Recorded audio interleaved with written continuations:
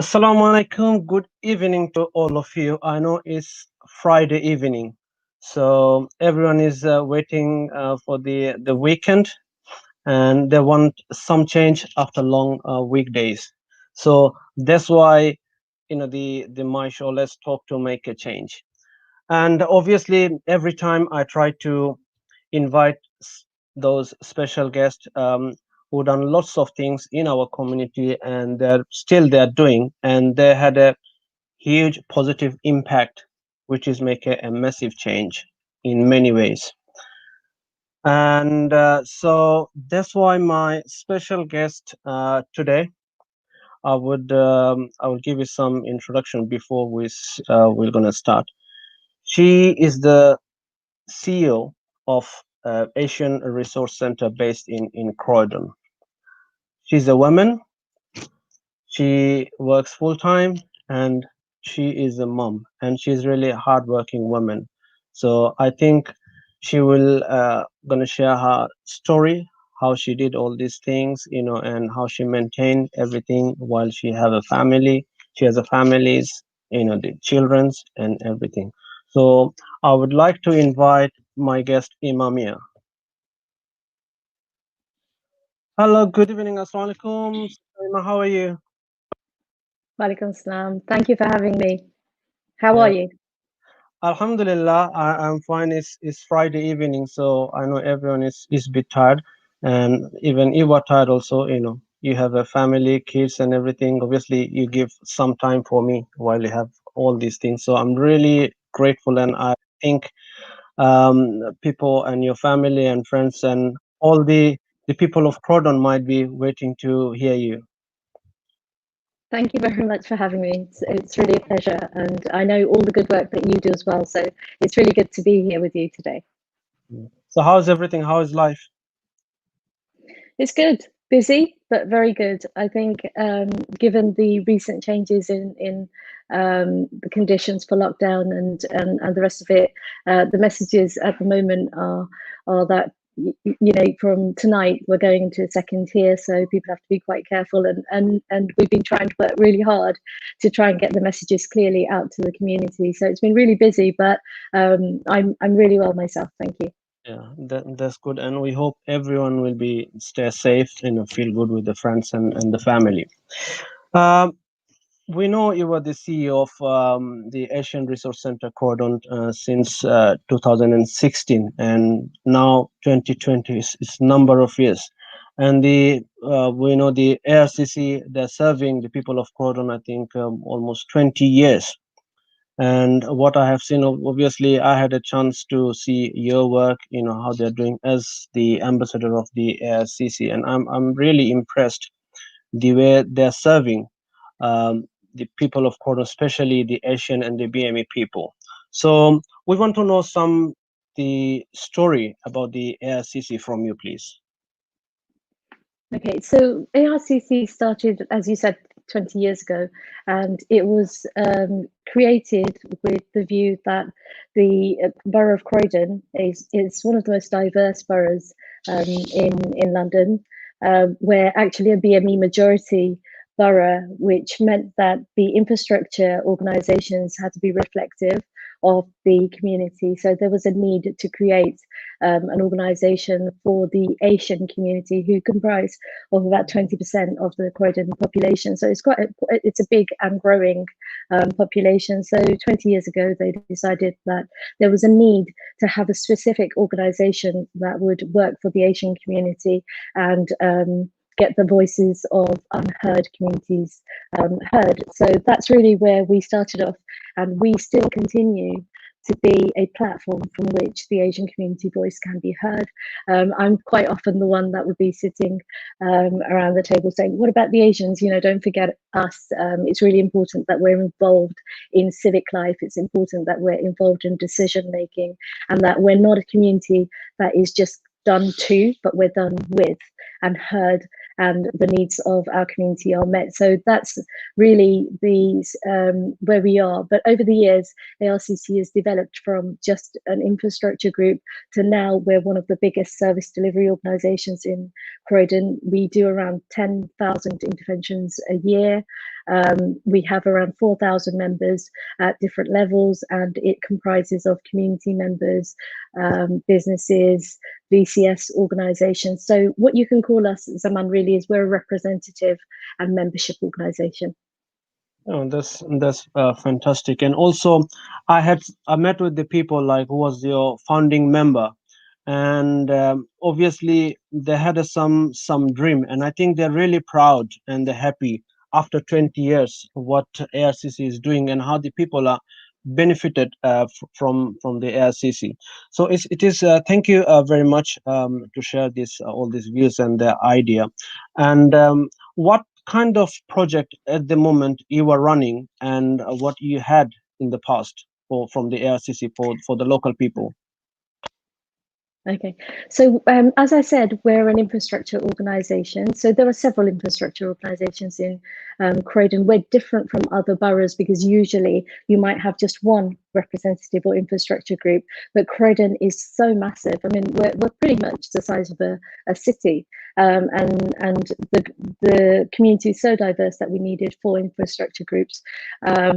And we basically work with the local strategic partnerships. So we sit on the high level boards to be able to influence some of the policy making at the very highest levels, whether it's working with the council, the NHS, with the police, with the fire service, all of them to try and make sure that the services reflect the need of the community. So one of my jobs really is to support small voluntary and community sector organisations, especially Asian ones, to develop them to be of a good standard. You know, so we do a lot of capacity building. We help people with governance. We help them with policy making. We help them with recruiting their trustees and making sure that they're compliant with the Charities Commission. And then we have a delivery arm. So with that delivery arm, we basically do programs like health and well-being. So we have a massive over 65s program where we're supporting people to get out of social isolation, increase their health and well-being, dealing with people with low-level mental health. We also do a program for young people and parenting. We have a program around domestic abuse and sexual violence, honour-based violence. We do stuff around hate crime. We have a program of digital inclusion as well. We know that many people, especially now during lockdown, where the digital world has become so important, that there are many people who are still digitally excluded. So it's important that we're able to reach out to those people. And that was sort of pre-COVID. Then COVID happened and we had to adapt our services drastically, I would say. We had a little project, and I would say it would have been the tiniest project we had. It was a food club. And I seem to recall you were there at the launch of the food club, Yeah. right? It was a tiny little project. And the idea was that we know our Asian community are not ready to queue up at food banks, or they weren't. And we decided to charge a nominal fee for them to become a part of a club and feel that it had some sort of, where they could exchange recipes, where they could get food at a bargain price, that sort of thing. And we had only about 15 to 20 members who signed up to it. As soon as lockdown happened, that project became a fully blown food bank, and we were serving, over 125 hot meals. We were serving, I think it was around 85 to 90 food packages delivered. We were doing medication, prescription collection, all sorts of things. We suddenly just became an emergency service. So during lockdown, we've really been focusing on that. And the other aspect is befriending. So because we couldn't have face-to-face contact anymore, for many, many years, we've been trying to help people to get out of social isolation. So we've been telling people to go out and meet others and socialize. And suddenly now we're all being told to stay home and not meet anyone and don't socialize outside of your bubbles. I mean, it's only recently that we can socialize within our bubbles. Before that, it was sort of really, stay away from people as much as you can. that has a detrimental effect and reverses the good we've done over the last 10 years of getting people out of social isolation. And we're trying to now tell people to go back into it. So we're almost going backwards. So what we did was we decided to set up a befriending service that was by telephone. We called around 300 members that we knew were vulnerable. And we ended up having around 100, 150 members who got regular calls from my staff. And then we worked in partnership with organizations like, I'll give a shout out to my friend Sue McVicker from the Croydon Neighbourhood Care Association, who's doing an incredibly good job. And they basically do complex befriending and they do complex care. So we would refer on if we had to any complex cases. So there are so many brilliant organizations, someone in Croydon, and what we do is trying to work in partnership with those to make sure we've got a seamless and a good service to our clients. So same time you have a local partnership with a local charity as well, or something is outside the Croydon?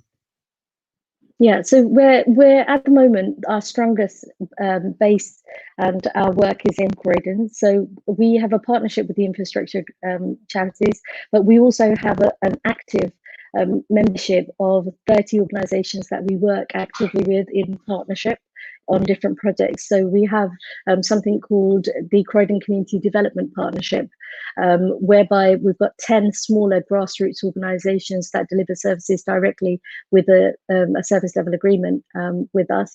And then we've got other projects funded through the council from the CCG that work in partnership with other groups as well. So you could say that we everything we do, we believe that doing it in partnership will reach out better to people and give, some of the little groups like the Gujarati groups, the Pakistani groups, the Punjabi groups, the Bangladeshi groups, they have a far better cultural understanding than mainstream organizations. So by working with them, we can work directly to the need of a specific community.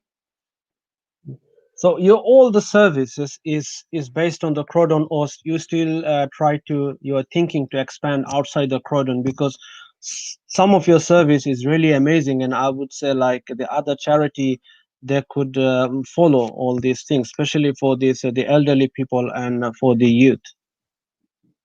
Yeah, so currently what we're trying to do is expand outside of Croydon to neighbouring boroughs and indeed other boroughs. I'm working quite closely with Tower Hamlets. So there are organisations like the Brit Bangla COVID Brit Bangla organisation that are doing some excellent work to reach out to the Bangladeshi community.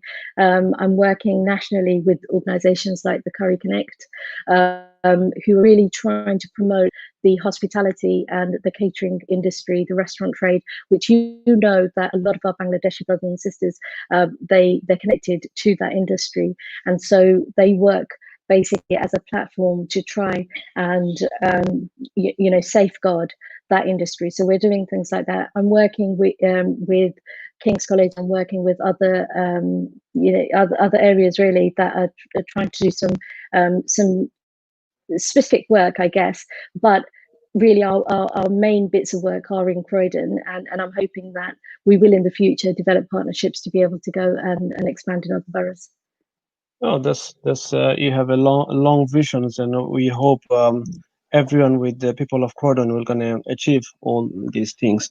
But the thing is, obviously, most of the time you work for the immigrant people from the Asian background, but there is immigrant from different countries as well. So, like the African charities or the Middle East charities. So, do you have any partnership, or they're getting any benefit from the ARCC? Because elderly people from all communities, young people from all communities. Yeah, I think you did go to our AGM, and one of the comments that I got from a lot of people is that it's refreshing to see how many different communities were there. I think a lot of people expect that because we're called the Asian Resource Centre, that actually, it would be just Asians, but social integration and community cohesion doesn't work by working in silos. You have to work with other communities in order for social integration to happen. So one of the things that we do is we represent the Asian community who are actually 40 different countries. It's not just Southeast Asia. So since I've become CEO, one of my biggest, I would say, changes I've made is that we've expanded beyond Southeast Asia. So it's not just Bangladesh, Pakistan, Sri Lanka, India.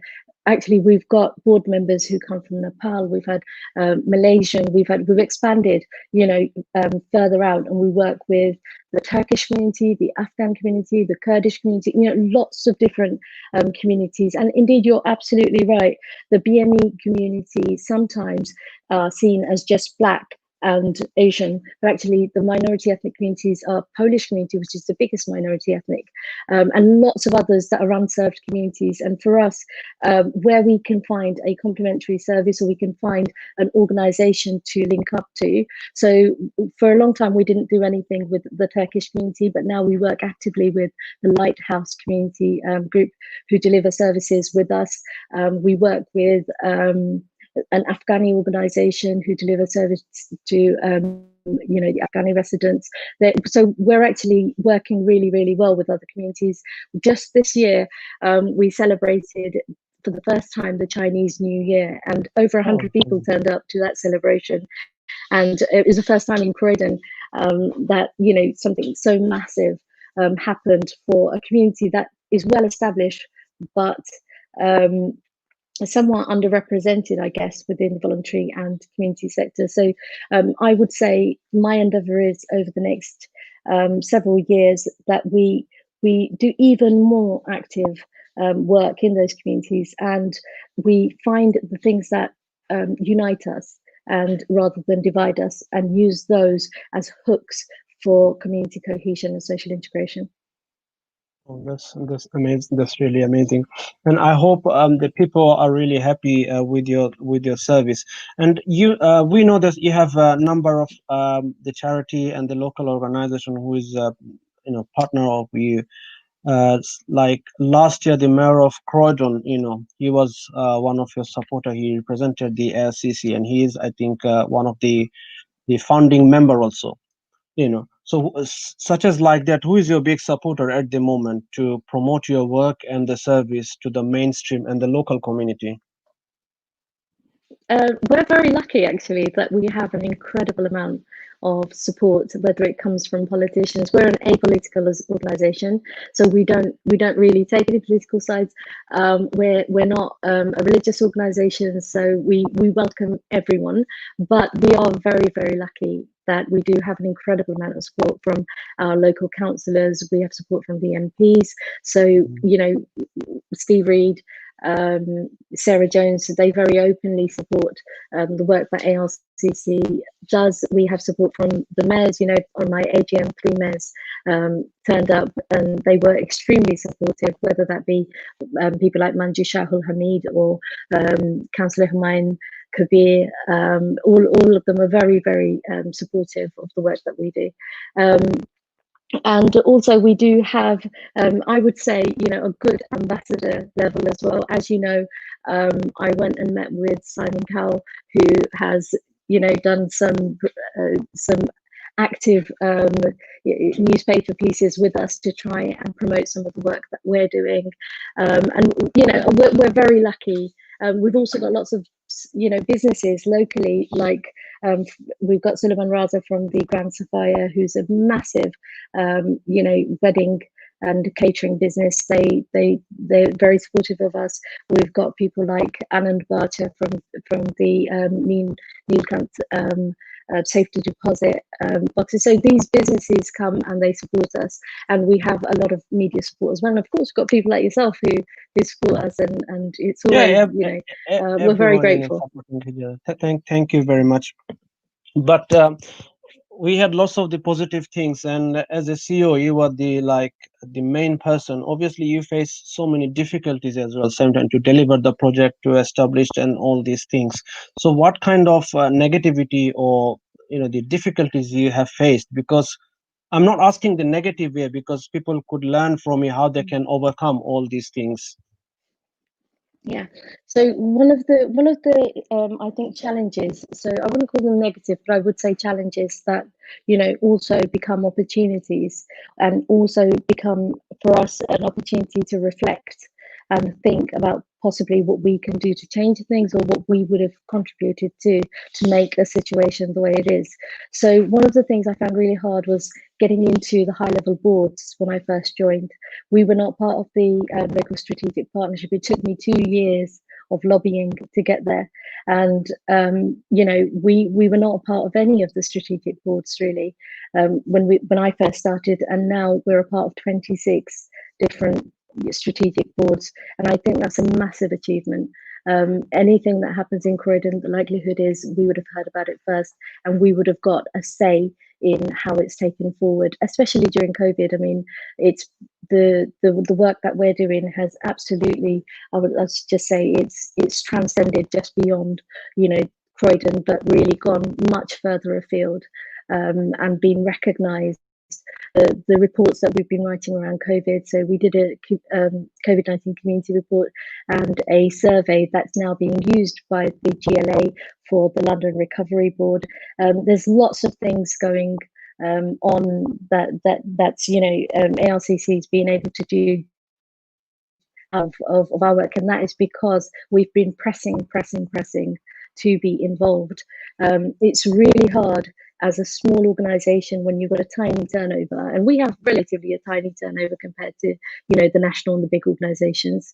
We have had a massive jump in finances compared to where we were. So we've managed to secure the medium term future of the organization, which is the first challenge.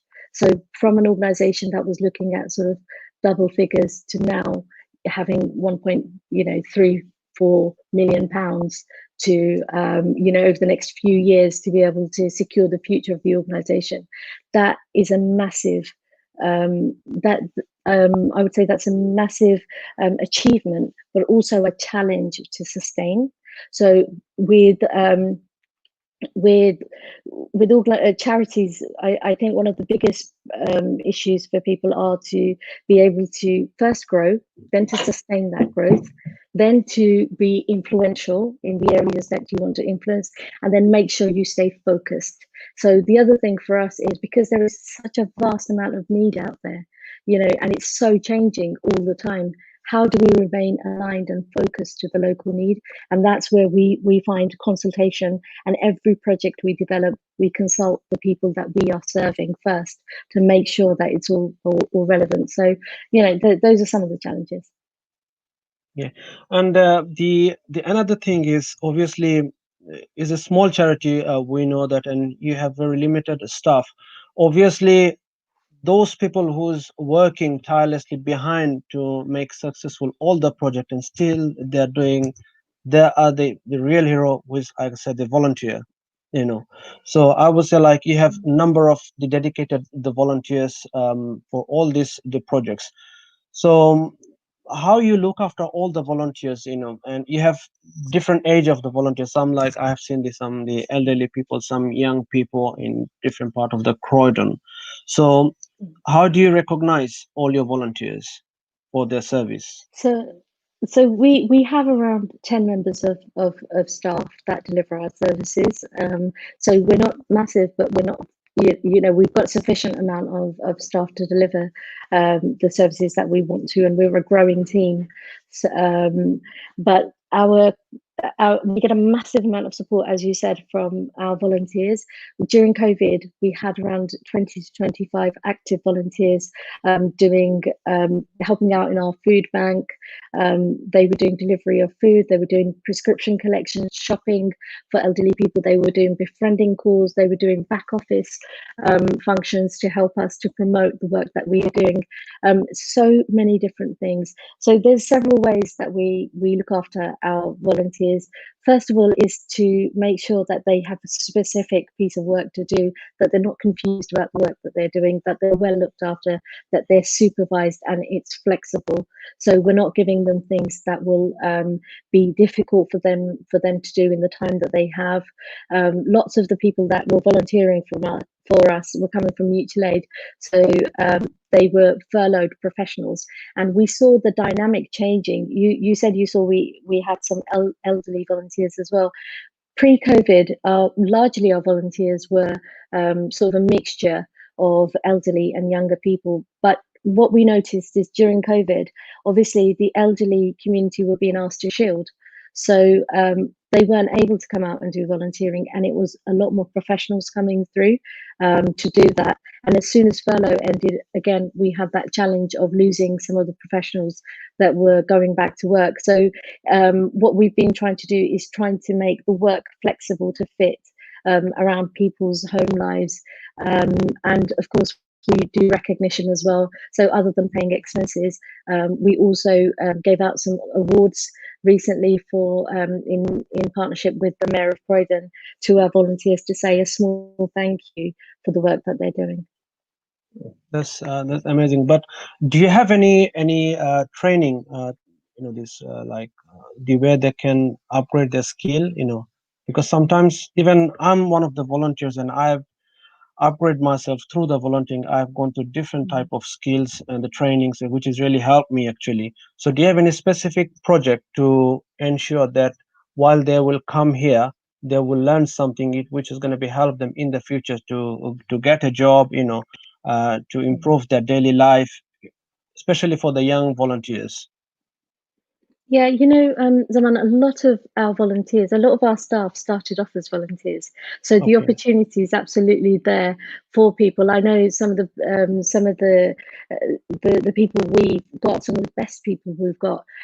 They started off as clients, and then they came on to volunteer and work with us. Some people coming through our domestic abuse service, Mm. and then they've gone on to do jobs with us. So we've got a young man who works with us at the moment who started with us when he was 16. He started volunteering and doing small things, and then he went on to doing IT training for volunteering for us, and then has now landed a job with us. We also believe that in for whatever job it is that we give someone to do, they need the correct training, so we will provide that. Also, we work very closely with organisations like Croydon Works, who are the Croydon's job agency. So they've got a career path progression. It depends on what their motivation is to volunteer, and then we develop those people according to that motivation. We've had projects like for women to go on to doing employment training.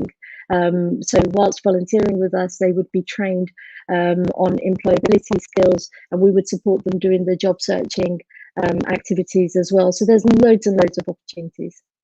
Yeah, I know you're talking about the Naeem, and he actually he's doing very well, and I think after a few years you can represent him as the like what you have done, how you can develop a person's life through the volunteering. Actually, is really amazing, and also same time you said lots of people they came from this different background. I think if all the volunteers would meet with each other, they will learn something. They can share something, Yeah, kind we've of a, also like a got something called socializing.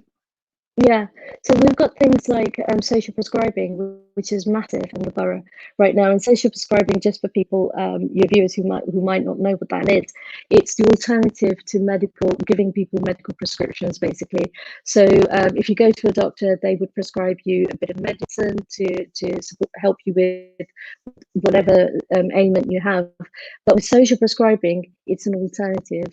So it may be if somebody's got low level mental health and their problem is needing to go out and do something to occupy themselves or build some friendships, then what we would do is socially prescribe that person to perhaps a voluntary and a community centre organisation where they might be doing coffee mornings, luncheon clubs, and get that person sort of within the community and get some support there.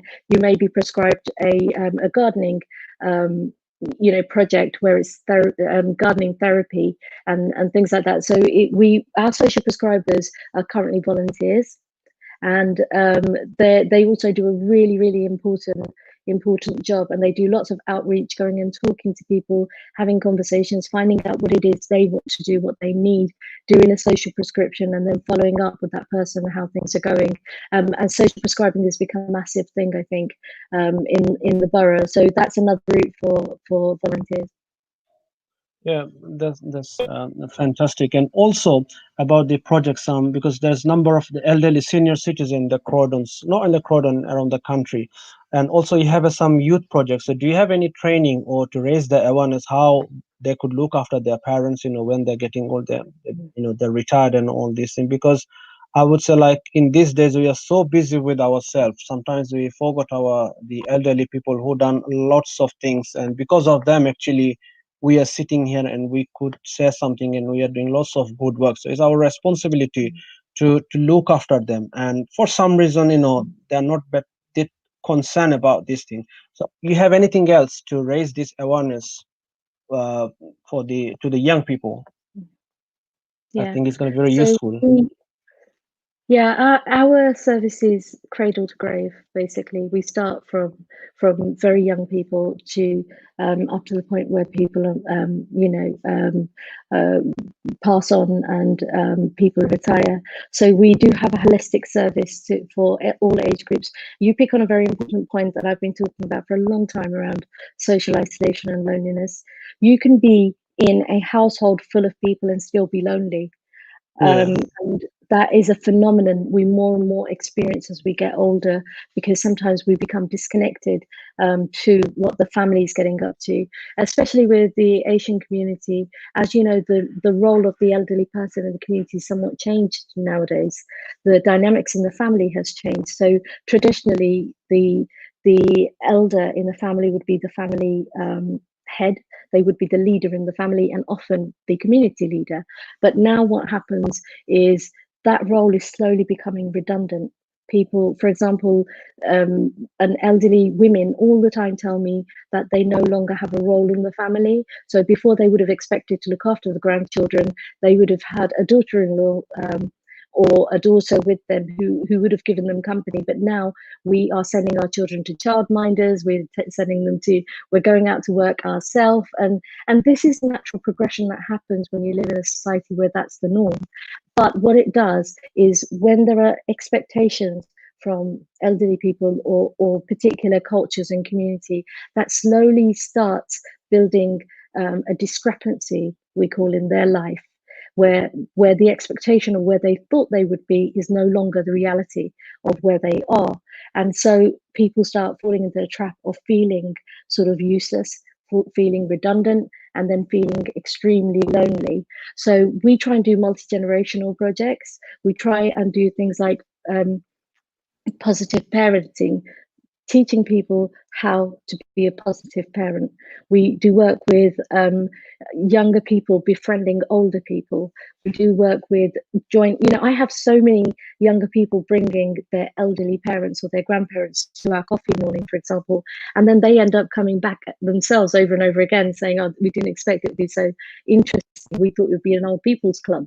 We try and forget for a while that whatever age we are, and just enjoy the moment and think more about a good quality of life regardless of what age you are. So there's lots going on in terms of social isolation, and we've run campaigns specifically to raise awareness about that issue. And I welcome older people to talk to others about what position they're in and what situation they're in, so that we can collectively find a solution. yeah.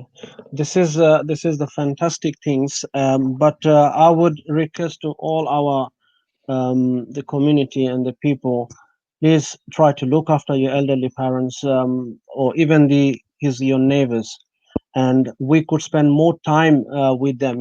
As a parents, I would say you can send your children with your mom or your dad, so they will get the real love and they will learn lots of things. And the same time to respect them, because they have done lots of works. I know I have an uncle. He's over 80. Could you believe that? Still he works the full time. He has a family. He spent time with his with the grandchildren and everyone, because he said that I want to keep myself active and I want to share. Even he's 80 plus, and we are very friendly. And the kids, they love him so much. So this is the way we could learn from our elderly people what they have done and how we can improve our life. So we'll go to a short break and soon we'll come back. Please share our program, and if you are not, please join with us, and we'll see you soon.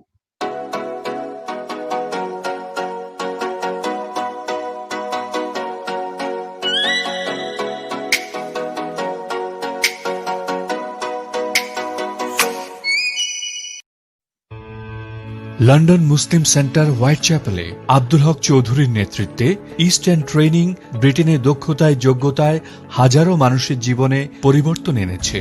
Isle A1, A2, B1, B2 এবং life in the ইউকের জন্য আজই phone করুন। আপনার রেস্টুরেন্টে food and hygiene rating 5 পেতে আমরা সাহায্য করি। Food safety, health and safety এবং ফার্স্ট এইডে রয়েছে আমাদের বিশেষ course. East End training, phone 0207 096 1188।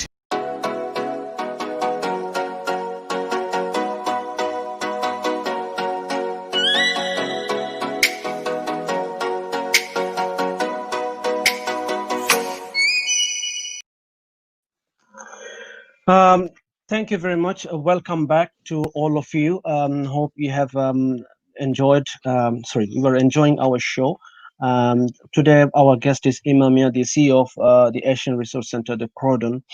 Um, she shared lots of things about the ARCC projects, and they're doing number of works, and it's really fantastic. And I think we could take as an idol, what we could do for our community and all these kind of things.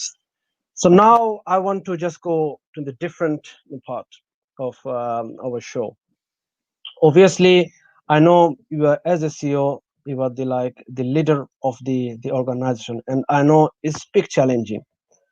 So as a woman, how you have started your career? This is the big question I have for you. So I always knew that I was going to work in the public or the voluntary sector. That was just something I knew I was going to do. So my path, to a certain extent, had already been predestined for me to work in the voluntary sector. I firmly believe that you are a born community development person. You don't become. Either you've got that inclination within you that you want to work within the community, or you don't. Some people are very motivated by different things. Some people want career, a high profile career. Some people want money. Some people want all sorts of things. For me, I wanted to do something for the community, and that was a focus right from the beginning. And then to become good at something, I think the primary input is effort and dedication.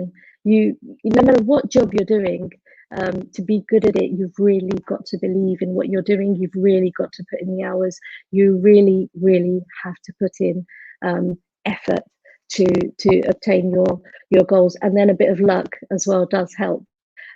I spent a lot of time working for different organizations where some of them had female CEOs, and I could relate to them almost, understanding their point of view, understanding where they were coming from, and understanding the empathy that I found within female CEOs that I'm not saying it's lacking in men, but what I'm saying is I found a particular connection to female CEOs that I looked up to. So there were many that I worked with, and I knew that it was something that perhaps one day I was going to try and do it myself. So I went on from doing project management and understanding how projects work at every level, and then I went on to doing contracts management, slightly higher level for colleges and local authorities.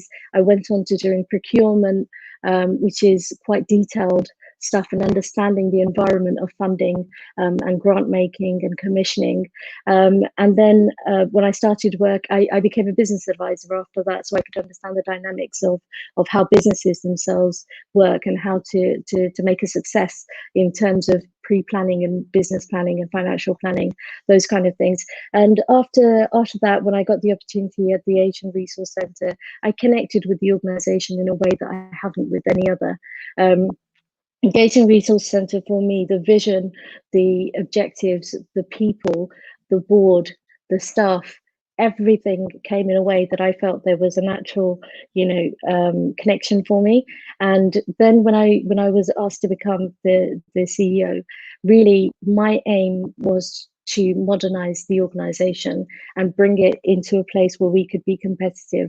There was so much potential that we weren't still not meeting. So I became very sort of focused on looking at ways as to how, first of all, we could develop our policy arm, how we could become a more strategic organization, how we could secure and diversify our funding streams so that we became sustainable and relevant. And then it's building links. So building lots and lots and lots of links. And my biggest drivers, I would say, are my family, my husband, my children. If you don't have support from within the home, it's very difficult to achieve anything outside of the home. Because ultimately every single day, and now with lockdown, we're here, we barely leave our homes. So you have to have a strength, something solid within your house, and a partner that shares a vision with you, children that understand that mummy's full-time working. My children are amazing. When I work, as you know, I work long hours, right? And Yeah, so we for can my see you have a children, two beautiful children behind. It's nice, the thank you. pictures. and Oh, you can and see the pictures. yes, not me, everyone, I think, could see, and they're really the beautiful. And Yeah. yes, it is a big questions actually for everyone. How you manage while you have two growing children, you have a family, you have a husbands, you have your parents, because we have a dream, we have a vision, but sometimes we don't know how to do it and how to manage it. I know the mom and dad, but obviously I would say what a mom could do is quite impossible. When a baby keep crying, when he goes to mom's, stop. Even dad can't do it, I can say. So Mm. in I from that I point have of to view, how you disagree did. with you. I have to disagree with you. Dads are great at looking after children too, and I'll vouch for many dads that I know that are becoming so brilliant at the job. The more that us ladies are becoming ambitious, the more work that we're doing. I think the dynamics in the house are changing hugely, and childcare is becoming a 50-50, partnership between husbands and wives where it works well. But I do know also lots of colleagues who say to me that they work full time and they have to do all the house work. They have to do all the childcare as well, and so I do understand that every family dynamic is different. But certainly for me, I'm very blessed. I have an incredibly close family. I have 5 siblings, and we grew up very close. We all grew up sort of respecting each other's differences and talents and closeness. I've got I with children, I knew how to handle children from having lots of nieces and nephews. So I've got 12 of them. And, we're very close family. And then they help out looking after the kids. So I think family network really helps, Zaman. And from an Asian background, I think that's one of the benefits that our community offer us, that we have that close family. Quite often, like for example, tonight, my kids are at my mum's house and my sister-in-law is looking after them. I'm blessed. So if that wasn't the case, it would be my brother-in-law or my husband or somebody. But I do also want to say that doesn't change the mother-kids relationship. It's really important as a working parent that you still maintain that incredibly, if not, maybe sometimes we overcompensate because we're guilty and we think we're not giving the children enough attention, so you try and overcompensate. So I think it's finding that work-life balance. And I'm going to give a shout out to someone else actually talking about work-life balance. My friend Juliana Topazli, who works from My Outspace, she has built her entire model of working an excellent social enterprise based on work-life balance. So she created a cafe where she's a business advisor, does business advice, but she's got a creche where the kids come in. So her kids can come into work with her every day, and she's doing mummy, and she's a CEO as well at the same time. So I think creatively there are so many ways of balancing it up, but what we must never forget is that work is work, home is way more important. Yeah. This is actually, you were the great example for the women, and what we have seen nowadays, like I would say last, is gradually is growing. Now we don't have much the family bonding, like you said today, your son there with your mom and all these things. Nowadays we are so we became so conservative. We are not interested to meet with our family or the friends. We think like it's going to be a burden to us. So this is the great, I would say, an example for our young generation, how why they should keep the relation with the families. But from today, I want to say, I think it's going to be changed now. Behind every successful woman, there is a man. I think we can see you. Absolutely, absolutely. Big up the men as well. Thank you very much.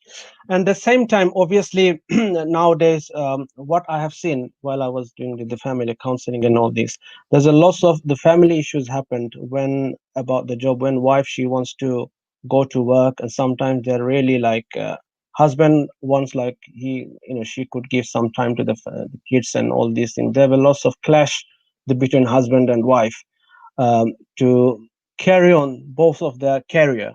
So, from that point of view, do you have any advice as a mom, as a wife, and as a working woman for our young generation who is going to be start the new family or who is working full time, and also for the husband, how they can support their wives who is working? Yeah, I think communication is key. Absolutely key for people to communicate with each other and understand what the other person wants. You know, quite often we assume we understand our partner. Quite often we think we think we know them so well that we forget to ask what it is they want or what it is that they would like. So I think for us it's really important to be able to have that two-way communication, and where you're struggling, make your partner aware that you're struggling. They might not even know, they might take for granted that you're managing. Where often it's important to ask your partner how they're doing. You know, we as I've been married for a decade or so, so I've got 10 years of that as well. Well done. And thank you. So you know, I think for us it's important that there's a shared goal within the family as well. So if you've got an ambition that, you know, my husband very quickly realized that my career was going, you know, at quite a fast speed, and he sacrificed his in order for me to be able to go ahead and do mine. I'm very lucky. I know many examples where that doesn't happen. I know many examples where talent is wasted simply because they don't have the support of their husband or their wife. And it's two ways, you know. It's not always that the husband isn't supporting the wife. It's sometimes the other way as well. Where people are extremely busy doing important jobs, but then they're not somehow connecting with their partners. I think it's important that people set their priorities, what's important, that you do agree a work-life balance as well. So you have to make sure that, you know, the ambitions for the children that you have, we know as a community, right, we love to educate our kids, whether it's private schooling or whether it's giving them extra tuition or you know, clubs and stuff like that. If you as if you as parents decide together that this is where we want our kids to be, you've already set a goal, and hopefully you're both working with each other to try and you know, set activities and education for your children to head that way. But in the same way, connecting emotionally to each other and making sure that you understand each other will probably go a long way. So I would say my key would be communication.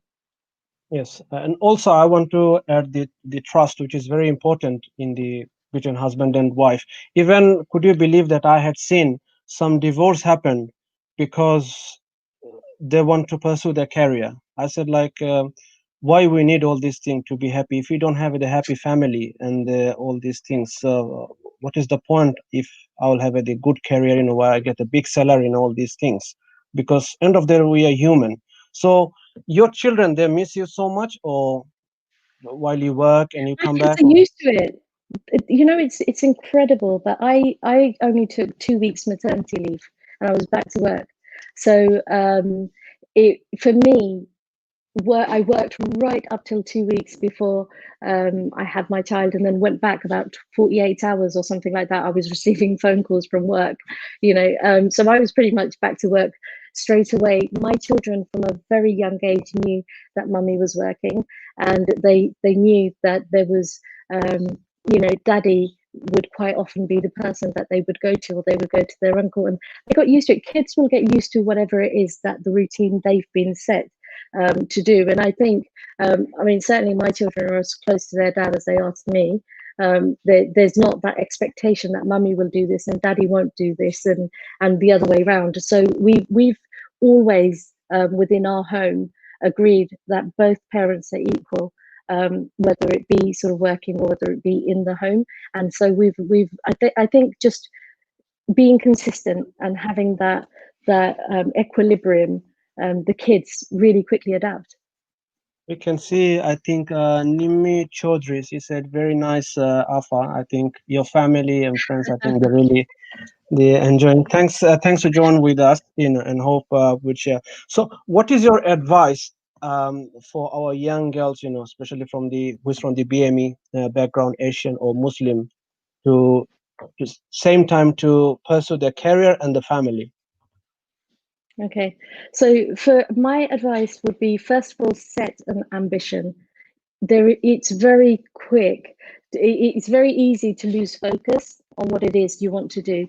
It's important to be focused and to understand where it is you want to achieve. If you're doing 1,000 different things, the likelihood is you're going to be compromising yourself.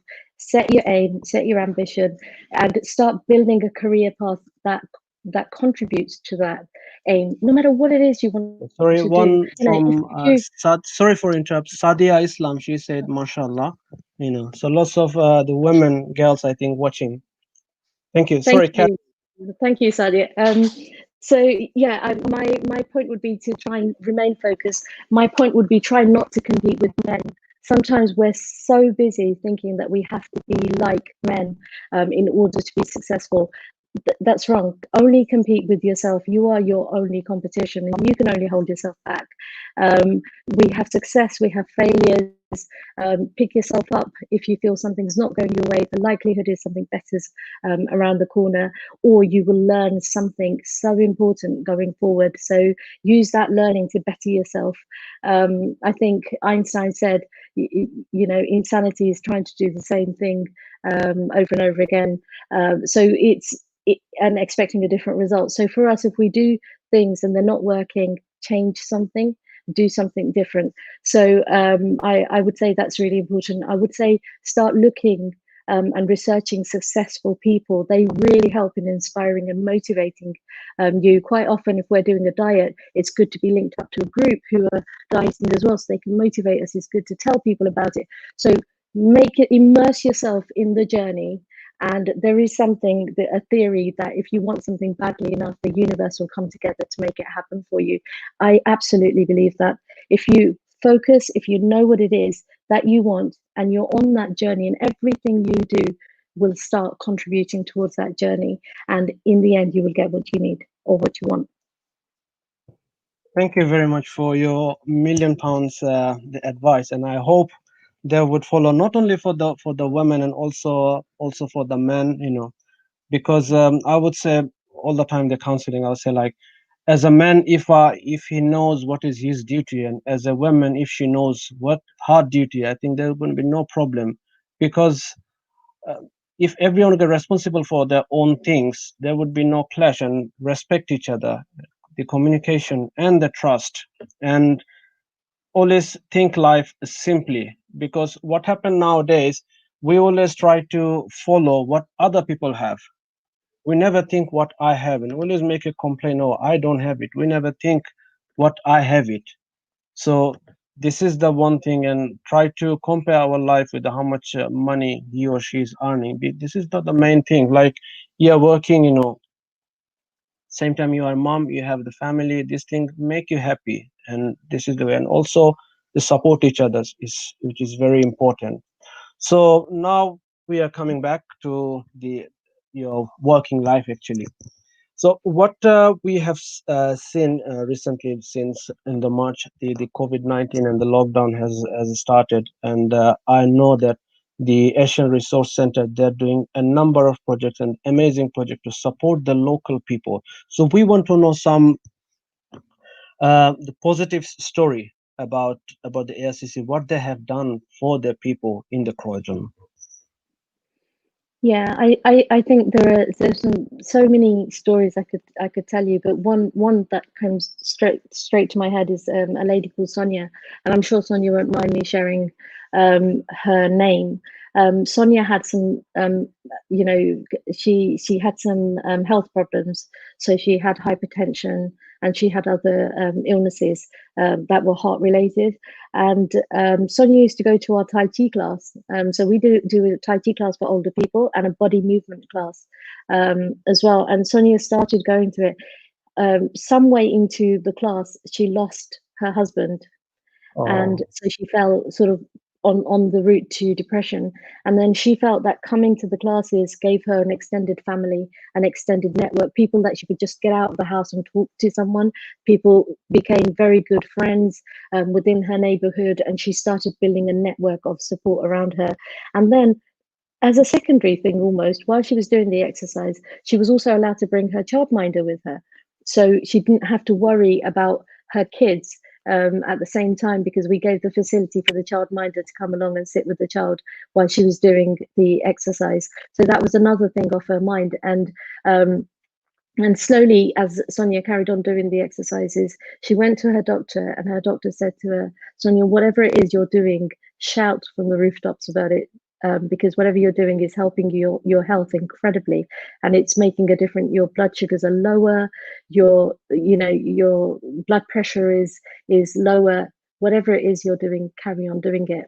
And I think that is a powerful story for me, because when we've gone ahead and told other people to continue attending the exercise classes, because the ripple effect happens where they start doing something and they do it long enough for that change to become established, and they start considering what they're eating and their food habits, and slowly you find that journey that you go on ends up doing multiple health benefits. But not only health, it helps people emotionally and spiritually and connectivity wise as well. So I think there are great benefits to start attending those kind of sessions. I mean, in other places I spoke to you about volunteering and how that's helped. We've had young women who came through our service as a client. We've realized they've had need support, and as a female myself, I've actually been offered a position on the board of the Rape and Sexual Assault Southeast Centre. So I know that rape is a massive issue in Bangladesh and Pakistan and India at the moment, and as a female, it's something that's really important for me to get my head around, to understand how we do things in the Western world that could help people understand it better and empower women back home in Bangladesh and Pakistan and India. So we've got several women that have gone through our service that have experienced things like child marriage and other things, and we've developed them until the point where they've become independent, and they've been able to go on and do some wonderful things.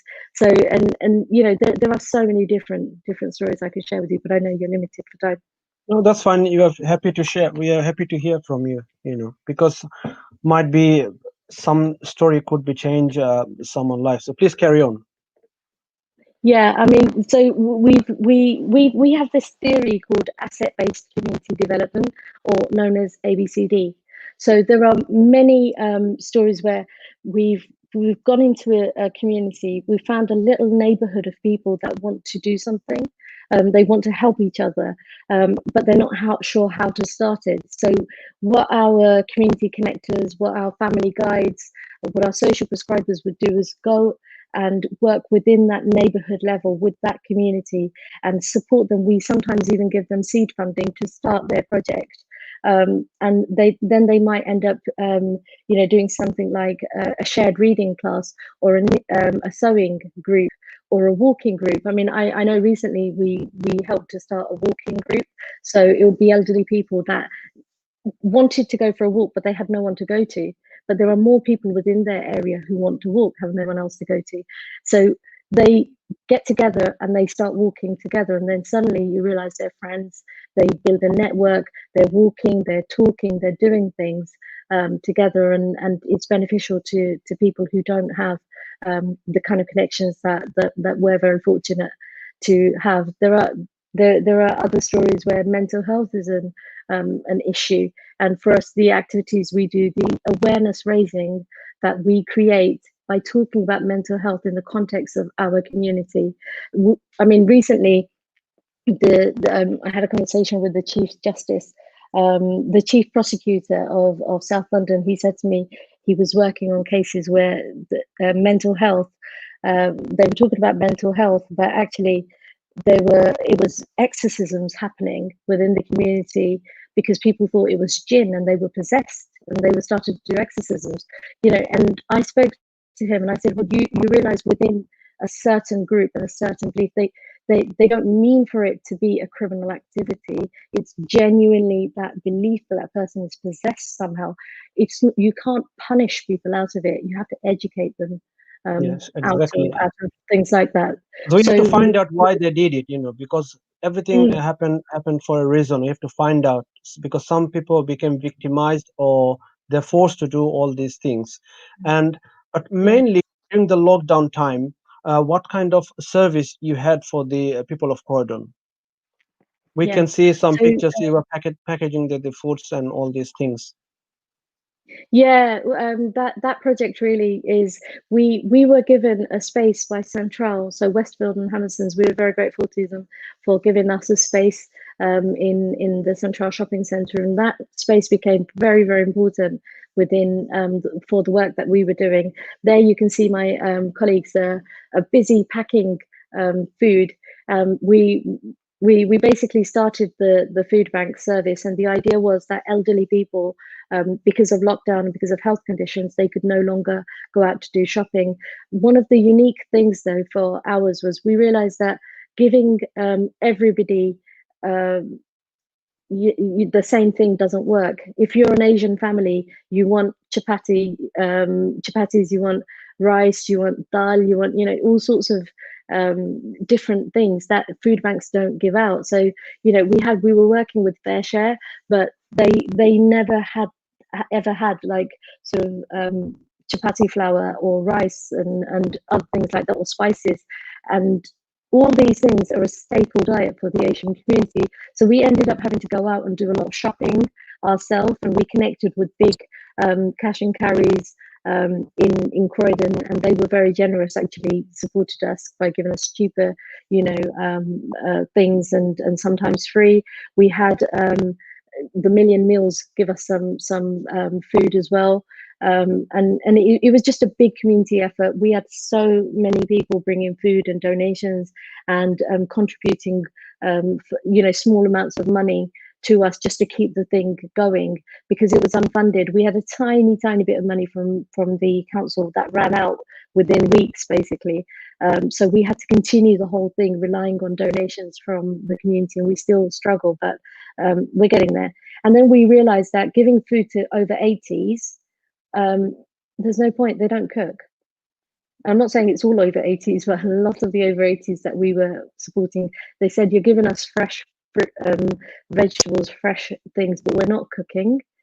So they needed hot meals, and they weren't happy to have bangers and mash.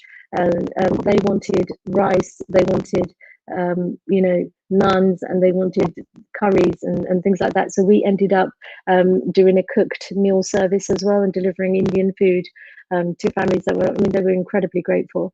I think what you're seeing there is during our coffee morning, sometimes we How do a happy game. they are, Yeah, we do a games room, and you'll find all communities turn up, and it's not just Asian communities. We have a lot of Africans that come. We have Europeans that come. We have Oriental communities that come. It's incredible, and we try and introduce them to different things. Like, so you've got carom being played there, and yeah, we try and do whatever it is at the time that we feel is going to cheer our group up. We actually, every single session that we do, we make sure we do some consultation so we understand the needs, and we also do some information giving. So our events never just do one thing. They serve multiple purposes. So we'll make sure there's some entertainment, we'll make sure there's some good food, we'll make sure that there's information. Recently did something around partition, and that's a very difficult topic, right? Yeah, That Kashmir is a very difficult topic to talk yeah, about, but actually if you flip it on its head and you do something around love and neighborhoods, and people talking about who's on the other side that they love, and talk about connectivity rather than war and destruction and trying to kill each other and hating each other. We look at things from a positive, not a deficit point of view. And so all our interventions are talking about things that we have in common, not what divides us. And we found with the elderly community in particular that that sort of approach really helps. This is really fantastic. But one thing, obviously, you had especially the food bank during the lockdown time. So you still carry on, or you stop now for these people, for the people? Yeah, so this has been an interesting one because we've come many times close to saying, well, should we go back to making it the food club, or what should we do? And then the government gives the guidance and changes. You know, one minute we're locking down, next minute we're going into another tier, and the next minute it's all okay to mix. And so it's been very confusing. And one of the things we didn't want to do is stop servicing the very, very vulnerable people. So we reduced our food bank services to much lower, but not completely stopping it, because I think some, even if it is a handful of people that miss out, that could be detrimental to those people. And I personally wouldn't risk it. We've continued doing that. And if we've got the infrastructure in place now, if lockdown happens again, then we can very quickly speed up and pull, do that service again at quite a big level. And at the same time, we have seen not only the food wise, there's a number of people that are mentally stressed due to the COVID-19 and all these things, and they really need the support. And this time, the suicide rate is bit raising, due to all these things. So, are you providing any mental health support to how they can cope it? How they can, because some people, they're really in the stress because of the wrong information, and they're a bit really scared, and especially the elderly people. Yeah, so we picked up on that quite quickly.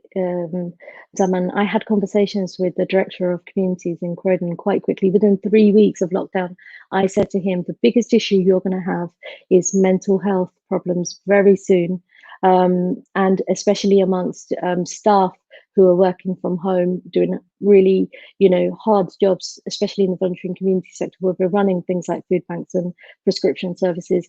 Very quickly, people burn out and start getting mentally affected. When you hear about the very sad stories that we did around loss and, people not being able to meet their loved ones and people falling ill and all sorts of things during COVID, our staff started feeling that pressure on them as well. So it wasn't the community alone that were having the mental health pressures. We were getting it within the staff team as well. And I know the whole VCS has been under a lot of pressure. I can't imagine what the care homes and NHS staff, what kind of pressure they were under to cope with that kind of crisis. So I think mental health was a massive issue. We developed something called care packs from our food bank as well. And when we did our survey, we heard that the biggest problems people faced were needing food bank services. They needed shopping services, they needed befriending services, and they needed information, advice, and guidance. So whilst there were lots of information out there by the government, some of it was confusing, some of it was ambiguous, and some of it just wasn't channeling through to the very needy. So what we did was we started putting information packs together, and we did care packs. We realized that some people had not made enough preparation in case they died, so they didn't have wills, they didn't they didn't have insurance, they didn't have they hadn't even paid for their funerals and things like that. So there was a lot of practical things that needed support with. So we put together this really comprehensive package of information about local organizations, about funeral services, around domestic abuse. We knew that domestic abuse was happening, but people weren't calling in to the domestic abuse service because they were with their perpetrator, at home. So we did a care pack to help people. Because I have a friend, he's 82, and his only sister who is still alive, she is I think 88. She said since the lockdown had started, he couldn't see his sister, due to all these things. He said, we know that time it was really serious, but now it's quite better. Why I couldn't see my sister? and if she will see, and she also have the dementia. So if once she will see, she feel bit better. So I couldn't see my sisters, almost like 7 months. I don't know when I will see. And this is the things, feel the pain and the stress, in his mind, because his one sister died, I think, last year. So this is the only sister. So there's many ways. So you have anything else to raise the awareness how they can protect themselves from the COVID-19 and all these things, for the especially for the elderly people and local community. Yeah, so we're embarking on a few projects with the clinical commissioning group, the CCG and the NHS. So one of them is around long-term conditions. Our community suffers from long-term conditions, hypertension, diabetes, strokes, cardiovascular conditions. We're more susceptible to those things. We know there was a disproportionate impact on BAME communities, Bangladeshi, Pakistani, those communities really got it bad. And we got a double whammy because we're susceptible to long-term conditions as well. So we've built a project to support people to manage their own conditions. You can go to doctors, they will help you to manage the condition. You can go to other people, you can get support from them, but actually the responsibility lies with yourself with a long-term condition, to be able to understand your condition and to be able to manage your condition as well. So we've built a project where people can learn more about their own condition and how they can support themselves through the frustration, through medication, through healthy eating, through exercise, and all sorts of mechanisms to be able to get yourself, either reversing things like diabetes or actually managing it so that you have a good quality of life. We've also got the expert patient program, which is actually training people to become experts in their own health. So they go through a 6-week program, and quite often people leave that program with their diabetes starting to reverse, or their hypertension, reducing. And also we've got something called the lockdown pilot starting quite soon, and this pilot is really trying to target the communities that so far have been vulnerable, but we haven't been able to communicate with in an effective way. So the pilot looks at community champions and family guides who are social prescribers who go into the community, start talking to people who are affected, and give them a guide as to what to do if they get COVID, what to do if guests come to their house, what to do if they're going back to work, how to make their environment safe. Things like walking side to side rather than face to face can help. We know COVID is airborne, so making sure you're not in enclosed spaces where it can travel quicker. Making sure that perhaps if you've got lots of guests coming to your house, that you're not sharing from the same bowl or the same utensils, because you're sharing germs. Making sure that you're not sharing the same towel when you're in the bathroom and things like that. So there are so many things, tips and tricks that we're going to teach people in their own language. That's We know that's re- that's really amazing. But even I met with one of my friend from Italy. He recently came back from Italy, and I wanted to know how's the situation in the Italy, because when it started, it was really worse. He said we are getting better now. So I want to know, like, why is getting worse in England, and even said we have the number of people are affecting, but it's not that much. So he mainly mentioned that here the most people, they are not aware about this thing, they are not following the rules and regulations. Last week, I think I have seen the after close the pubs and bar, people are playing cricket on the street, you know so obviously I don't blame to the local government and all of them. As a residents, as a public, we have also the some responsibility, and this is the way we could overcome it. But I have one big questions. We have seen during the lockdown time the number of charity they're helping the local people and the NHS and the who is working in the service, police, and all these things. Even sometimes I knew that the NHS, everyone is going to feed the NHS people. Even I was one of the volunteer in the NHS Nightingale as well during the lockdown time. So I know they try to help everyone. So sometimes they said we don't need anymore. We have enough. What we had we couldn't finish. But the other way, I had seen there's number of family, some of them the immigrant, they're not getting any support, financial support from the government due to the visas and all these things. There is some family because of their refugee status, they don't get anything. I know one family, the gentleman has two kids, and his wife that time she was pregnant, and he had no money. He was really, really helpless that time, how he could feed his children, his wife, while she is pregnant. So this is the one case. So there is a number of family like this family, but I've seen not many, and they feel shy to go out and seek the help, and because of the many reasons. And obviously, you are very close to the homeless, it's just 10 minutes walk. So this number of people goes there who is sufferer. So why the charities Yeah. they don't look after those kind of family and the people instead of the wasting food who doesn't need, who had enough? Do you have any opinion Yeah. for that or any advice?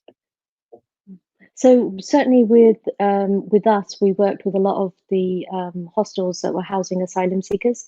One of the things that you pick up on is a really important point around the no recourse to public funds group of people because they've got irregular immigration status. This is something I've been lobbying on for a little while and I would say we've made some progress in that area, certainly locally. So I raised it at the Strategic Partnership Board a few times, and I said, "What about to the Director of Public Health?" I've spoken directly with her, and I've said, "What about the people with no recourse to public funds?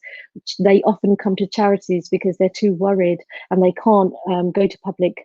Organizations, so they end up coming to charities, and we will never turn anyone away, regardless of their immigration status. So we did deliver a lot of food during from our food bank to the hostels and the hotels that were housing refugee and asylum seekers. So we certainly did reach out to that group. We linked them up with other organizations if they had problems. One of the issues is though with food banks, sometimes food banks like ours who only run 1 or 2 days a week, people need food 7 days a week. So Sure. you need to work, you need to make sure that people are supplied well, and then and food goes off when it's fresh. So they can't keep stock for a whole week, and there's only so much canned stuff you can give out. So it's complex. It's not as simple as just running a food bank and then once a week, and then people's problems are solved. So we ended up making sure that we did referrals to other food banks and stuff as well, and referring people on to other groups when we were closed. I've also made sure that I've contributed to the hate crime definition in Croydon to include immigration status. So quite often hate crime doesn't include immigration. It just sees other things. So misogyny and immigration status is something that doesn't usually come into it. And within Croydon, we've made a shift. Being the borough where the Home Office is, we attract people with immigration problems to come into the borough. So certainly, I think it's an important one, and we've changed the Yeah, definition and of hate sorry crimes. for Yeah, interrupt. Just I want to add. no problem. I've been attended one program. I think few years before. The slavery rate in the Croydon is really high. You know, Mm, mm. so might be this is the one project you could so to support these people to raise the Yeah. awareness. How they can get the support. Yeah, so we work with a group called the Croydon, Action Against Trafficking. So they basically, we know that Croydon has got the highest level of, I mean, don't quote me on this. I think that's the right statistic that it's got one of the highest levels of human trafficking, and we know that the child trafficking and all sorts of stuff happens, and there is a specific organization that deals with recording. I think one of the complex things for them is that they can report this information to the police, but what the police then goes on to do with it is really their jurisdiction, and others don't really get involved in that so much. So certainly where we felt there is an issue, we've tapped in and worked with the services to try and raise awareness.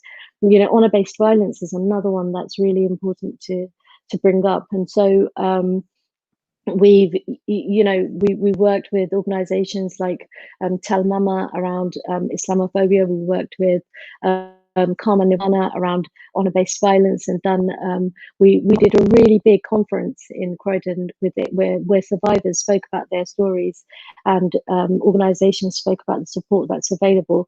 So we are trying to do those really important and issues that nobody else wants to talk about. We also did lots around, murdered by my father, murdered by my brother, and all sorts of things, film showings for older communities to understand the impact of honor-based violence. And certainly I think, we've opened that conversation, at least within that community and that age group, to start talking about what is it so important about honor that you would be willing to sacrifice one of your own for your honor, and what honor is there in killing, and what honor is there in going to jail for an extremely long time? I don't see any. This is really fantastic, actually, because not only we need to raise the awareness, same time we have to educate the people, because here people from different background, different cultures, and we don't know everything. But if we could share all these things, I think it's going to help us to build up a better community. So it's really amazing what you have done during the lockdown time, and I hope you're going to carry on. So we can see the pictures. I think the RCC got some award, I think, in 2019 in the pictures. Yeah, that was a lovely one. That was the Asian Business Awards. We were nominated for 2 awards that year, actually, and we got the most commendable charity, which is absolutely fantastic. And they're my colleagues. And some of my trustees that are there. It was really nice. It's very nice to get these awards and the accolades, but actually the work we do isn't for awards. It's just nice when you get them. The work we do really is most rewarding when we get our community members coming to us and say, you changed my life, or you did something that really helped me, and I think that's the biggest reward that we can have. Yeah, and because sometimes those awards and recognition is really inspired, to the charity, to the volunteers, to do something more and something really rewardable. And I want to give, actually, we should give thanks to all the supporters and the volunteers, actually, who did the amazing work, because you said once a time your funds has finished, but they keep supporting, and because of that, you could carry on all these the projects. So special thanks to them, and especially during the lockdown time, they came out and they helped the people. So now we're going to see a short documentary about your work in by the ASCC. I think hope soon it will going to be play. Thank you. It is coming. Yeah.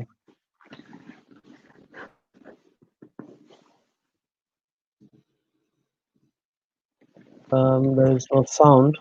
Sure.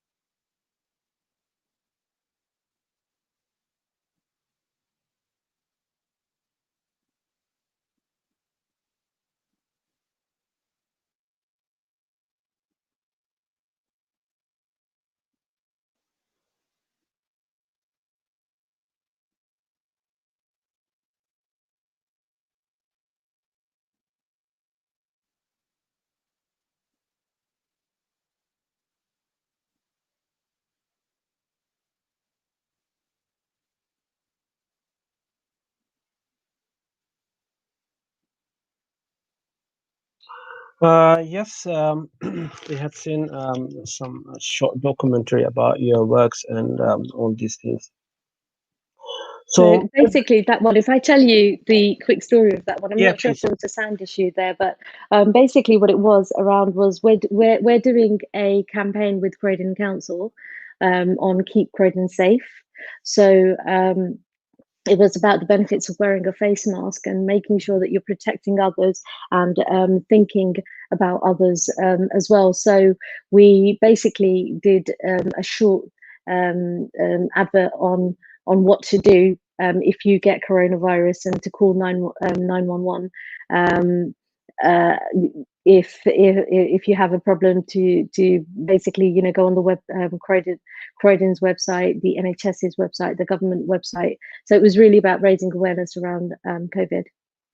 Oh, that's really amazing, and I think people are going to be benefited by this thing. I think this is the Chinese New Year's, which is No, this was yeah, actually this was actually encouraged. We linked up with the local business. So I said to you earlier that we're very fortunate that lots of local businesses are very supportive to the work that we do, and yeah. so we have a trustee who's in that picture, who works for Curry's and Carphone Warehouse, and he arranged during Christmas that all his staff basically cooked cakes and snacks, and we did some fundraising there. So that's a picture from our fundraiser. Really, really amazing. But one thing which is always questions I had, which is um, I had seen while I was a trustee and vice chair of the Volunteer Center Lewisham quite a while ago, and that time I seen we really struggled to get the funding for the government, especially the small charities or the local charities. So in that point of view, how the AICC managing and carried all this service. Yeah, it's difficult. Funding is definitely one of the biggest struggles that we have in a charity, and we've always sort of trying to find creative ways of doing things for really cheap. And this is why I think the councils and the public sector love us so much, because we are so much, we do things so much more efficiently. And but I think what's important is that you diversify the funding. You don't stick to one funding stream. You're never going to make enough from one funding stream to be able to cover all the costs of your charity. Also, most funders don't like to pay core costs, so they don't like to pay for a CEO, and they don't like to pay for IT. They don't like to pay for HR, all those crucial things that any business relies on. Those things don't get very readily paid for, but what funders do like to pay for is projects. So you have to build in your costs. We have to pay our rent from the grant that we get. We have to pay for all our core costs. We have to pay for our staff.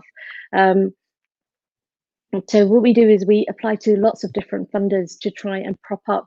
So my post is funded probably from about 5 or 6 funding streams, not just one.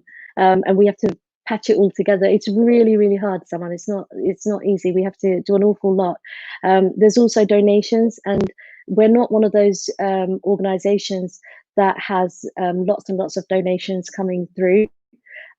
So the little that we have gives us some flexible income to do some of the work that we really feel we need to, that we are not being funded to do through grant makers. So I would say if you're a new person starting in the charity world, really consider funding to multiple different funders. Look at aligning yourself to their objectives, not just to what you think that you want to do. And if they don't fit with your objectives, then they're the wrong funding to go for. Try it and try and get some advice from a fundraiser, so how to write a bid. If you fail a bid, ask for feedback. Quite often they're quite helpful to tell you what went wrong, so you can build on that and diversify. Yeah. Yeah, so this is actually a big challenge as a CEO of local charities, because there's a number of big charities and they have the massive project and while you based, and they're getting actually support from various places. And while you as a local charity is quite tough, but not impossible, So I hope all the volunteers and our donors and the supporters, they will keep support to go ahead, and especially during the pandemic time, hopefully everyone are going to support each other, with the care and with the love and all these things. So it's really Yeah. amazing. So Thank now you. My plea really would be for people, if you do have any funds that you want to donate, then research the charity. Think about where it is you want to invest your funds. I mean, we know Islamically that charity is seen as an investment for afterlife gains, and it's, at any level, even if it's not an investment, it's definitely not a waste. So please do consider uh, uh, donating to charities. The work we do does make a difference in the community.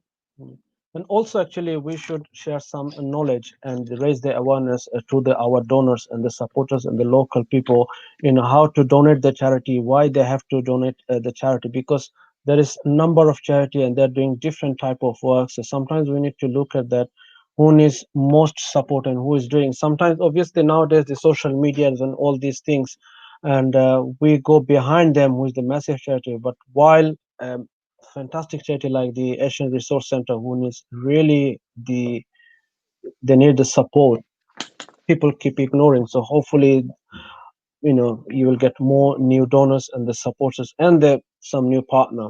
So we are nearly going to end. I know it's Friday evening, but now just want to know something which is quite personal. Obviously, you are a working woman, a mom, and a wife. So what do you do your free personal life What do when I you're do in my free? free time? Oh Yeah. gosh, that's interesting. That's what, what, I get asked a lot of questions. That's probably the hardest, because I don't have much free time. So spending time with the children is always important. Spending time with family, which I just don't have enough time to do, is really important. We try and do at least one holiday a year with the whole family. There's like 22 of us, so quite often 17, 18, 22 of us will go away and spend a little bit of time together. um, Trying to spend more quality time with my husband, my children, is utmost important for me, because for me that's the part that I don't get enough time to do. So exploring hobbies are one thing, but actually just getting a bit of family time is really important as well. I love music, so I listen to loads of music, and I find doing the chores around the house become very easy when you're listening to good music. So you'll quite often find me singing at the top of my voice, trying to get the laundry done. Or I like to draw. So during COVID, actually, I started drawing a little bit more, and I go through these phases where I like doing different things. So it's not one thing for me. Cooking, I'll go through a phase where I like one particular cuisine. So quite a little while back, it was Thai food. Absolutely tried everything, cooking all sorts of Thai food. And then I moved on to Korean food. So I'd be trying everything there. So for me, it's really about exploration until I find something that's my thing. And I just continue doing it. Oh, this really fantastic. So you love cooking, but what type of food do you like to eat? What what type of food do I like?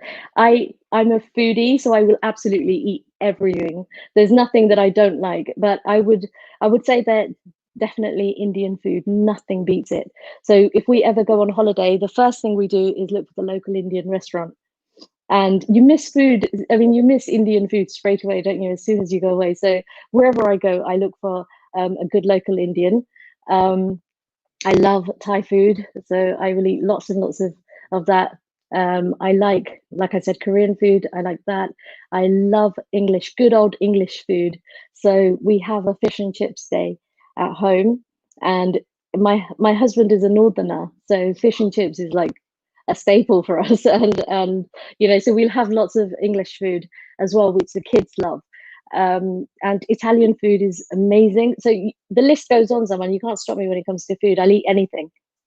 Yeah, that's really amazing. And also we have to teach our children the healthy lifestyle and the healthy food. Sometimes in these days the kids, they always love the fast food, which is not healthy actually. So they should. And what is your hobby and favorite things? So with just going on your point about the kids, we try and do as much home cooked food as we can That's to really make sure amazing. it's healthy. I think sometimes it's easy to just go and buy some junk food, isn't it? It's so cheap. True. and Yeah. it's easy and it's tasty. But I definitely try and stick to home cooked food for my kids as much as possible, and then we will go to restaurants if we want to eat out rather than junk. And they'll have the occasional junk food, but certainly we don't make a massive habit of it. And with my children, the rule in the house is that they have to try everything. So I Yeah, don't like picky eaters, yeah, and that's so really we great. try and encourage the kids to develop their taste buds and understand different foods. So I'm very blessed that my kids are not picky eaters. So a lot of our activities are based around food, I guess. My hobbies, like I said, I like traveling. I do an awful lot of traveling, and I enjoy it. So do that. Art was something I loved, and I've started picking that up again. Me and my nieces will do quite a lot of fitness stuff together, and Yeah, dancing this and is all the sorts one of thing. things. Our women, especially the BME women, the Asian women, they're not much engaged with the sports or the athletes, this kind of things. I think we should come out. We have, but very little. Like because I did lots of, still I'm doing the run, the marathons, and all this, but I found very little number of Asian people, especially the women. So we should encourage them to, because it's going to help them to lead a healthy life actually, and to explore themselves. Yeah, Mm. I think people like yourself are so important in doing things like that, in encouraging.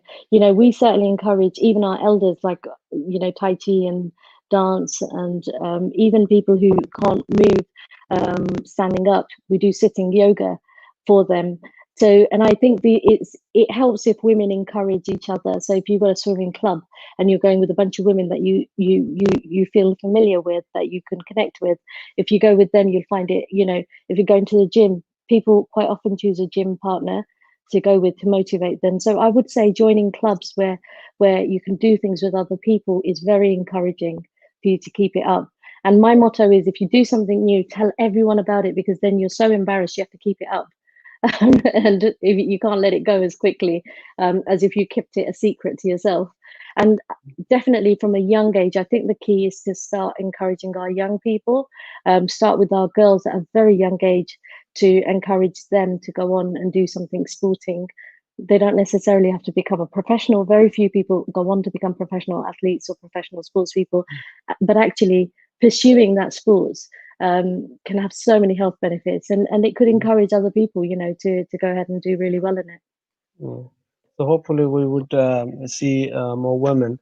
So thanks is not enough. Actually, we said 1 hour, but it's more than 1 hour, and we are really grateful to you for your time. And I would say, like, hopefully, they would learn something from you. That's why I said, like, let's talk to make a change, and hopefully some change will come. And we want to see you in futures, not here, sub further, where you can explore more, and people will gonna be take you as a role model who is from the Asian background, Bangladeshi background, a woman, a mother, and a wife. So my best wishes for you and for the Asian Resource Center. And thanks for your time. And hopefully we'll see you soon, and we'll carry on all the good work. Mm. Zaman, thank you so much. I really enjoyed talking to you tonight, and I hope there were a few things that people take away from it, about charities, about sports, about life, marital life, and all sorts of things. I've loved talking to you, and I'm very grateful for the support that you give us as well. It really helps the charity when we get exposure, when we can talk about the work that we do. And my message to all my female you know, family, friends, ladies out there, and I see all the females as sisters, support each other is really important. You're not each other's competition. You're, as females, there are so many challenges we face in the home, outside of the home. We have to be twice as good to get in the same place as a man, and that's well documented. You have to be twice as good to get as well. But those of us who are there, it's important for us to take as many sisters as we can with us. So I would say always give a massive, massive shout out to your fellow sisters and try and encourage them to do better. Thank Yeah, you. and also remember where we from, and hold our cultures, our faith and the religion, because everyone has their own identity. You have, I have, and it is very important, and it's going to be make us really proud. Actually, like when I see you and people see you, I feel proud. What you are doing is really amazing. So this is really important for all of us. And not only that, for the is a big example for the men as well, how they should support a woman.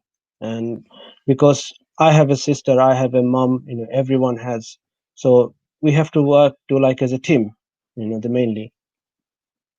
Yeah, absolutely. And I would say that, to the brothers as well, that it's really important that you develop yourself and you develop the women that you love, and you understand each other. And we go, like you said, as a unit, as a team, and our community is such a wonderful community. We have such a rich cultural heritage, and we're one of the fewer communities that actually practice our culture and practice our religion and practice all sorts of things to a much higher degree than others.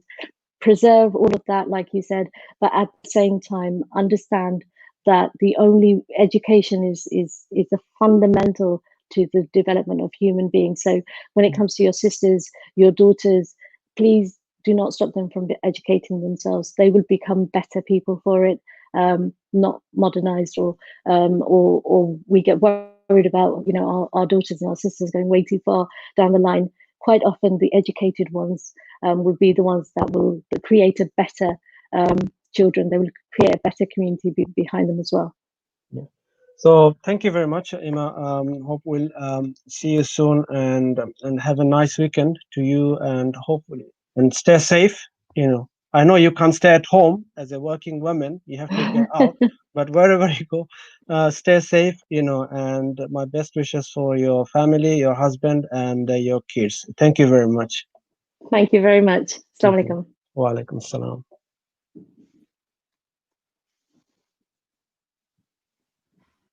Assalamu alaikum, sat sri akal, namaste, and hello. My name's Ima Miah, and I'm the CEO of the Asian Resource Centre of Croydon. I'd like to share with you some important messages about what we can do to help protect our friends and family and stop the spread of coronavirus in Croydon. The main symptoms are a high temperature, a new continuous cough, a loss or change in your sense of smell or taste. Most people with coronavirus have at least one of these symptoms. If you feel unwell and think you might have coronavirus, it's important that you get yourself tested as soon as possible and don't wait. The test will confirm whether you have coronavirus and what you need to do next. Please visit NHS/coronavirus or call 119 to get a test as soon as possible. While you're waiting for your results to arrive, you and anyone who lives with you must stay home so that you do not pass on any possible infection. The Asian community is at a higher risk with this virus. If you live in a multi-generational house with your grandparents, your parents, your children, you must take extra precaution. If you aren't sure whether you have coronavirus, please isolate yourself to stop the spread and get yourself tested immediately. Don't wait. You are our greatest weapon in the fight against coronavirus, and you can play your part in ensuring we save lives. Protect our family, friends and neighbours, and keep Croydon safe for everyone. I do my part to help protect our community by wearing my Keep Croydon Safe mask.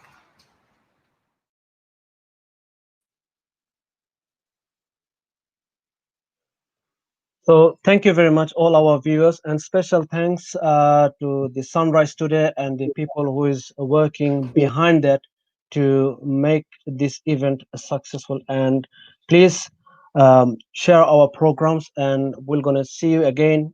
Before that, please stay safe, stay home, and look after your family. Thank you very much.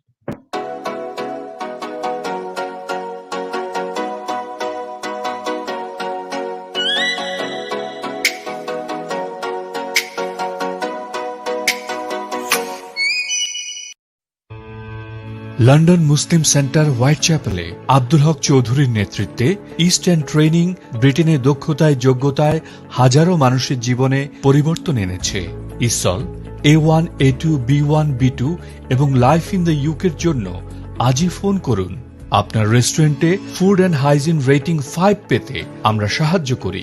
Food safety, health and safety এবং first এইডে রয়েছে আমাদের বিশেষ course east and training.